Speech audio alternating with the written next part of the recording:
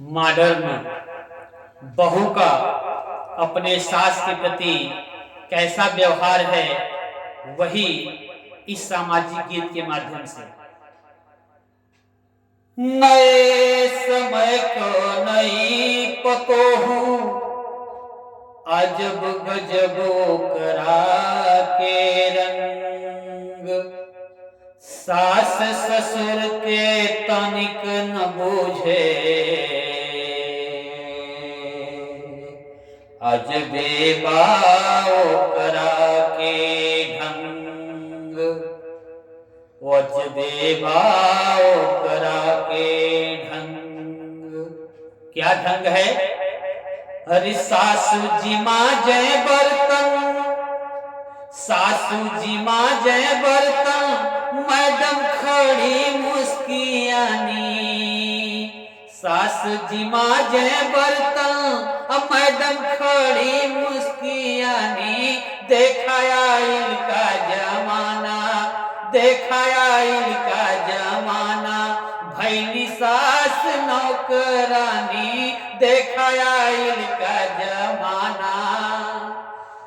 सास जी मांजे बर्तन, मैडम खड़ी मुस्कियानी। देखाया इनका जमाना, भैली सास नौकरानी।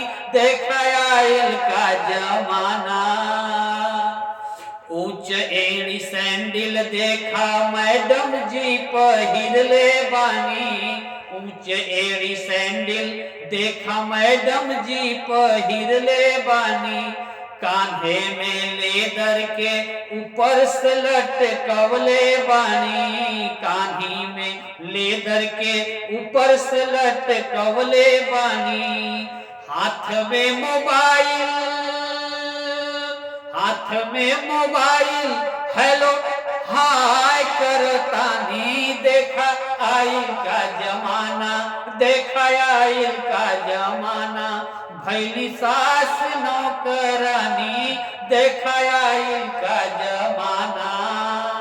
सास जी मांजे बर्तन, मैडम खड़ी मुस्कियानी। देखा आइल का जमाना, भैली सास नौकरानी। देखा आइल का जमाना।